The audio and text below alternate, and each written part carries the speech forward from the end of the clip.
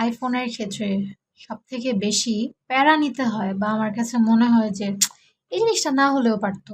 আইফোনে লাইক আমি কোথাও গেলাম, কোনো অ্যাপসে ঢুকলাম, স্ক্রল করলাম, স্ক্রল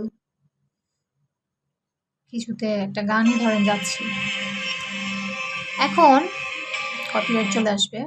তো আমি এখানে গানটা যেমন শুনছি, আমি এখান থেকে এখন আমি বের হতে পারবো না। এটার কোনো ব্যাকস্পেস নেই। লাইক এটা পুরাই একদম এভাবে ব্যাকবার নেই। জাস্ট একটা ক্লিক দিব, হোমে চলে আসবে। So, এই জিনিসটা আইফোনের জন্য আমার মনে হয় সবারই একটা মানে প্যারা নিতে হয় এই জিনিসটা নিয়ে। আমারও তেমনই লাগে। এই তো, আপনারা আর কি জানতে চান বা আপনারা আর কোনো কিছু কোয়েশ্চেন থাকলে আপনারা কমেন্ট বক্সে কমেন্ট করতে পারেন। আমি অবশ্যই রিপ্লাই দেওয়ার ট্রাই করব। এই ছিল আজকের ভিডিওটা। ভালো লাগলে অবশ্যই একটা লাইক দিবেন, সাবস্ক্রাইব করবেন। এমন আরো অনেক ভিডিও ইনশাল্লাহ সামনে আসবে, দেওয়ার চেষ্টা করব। Thank you. আজকের জন্য এই পর্যন্তই। সবাই ভালো থাকবেন। টাটা।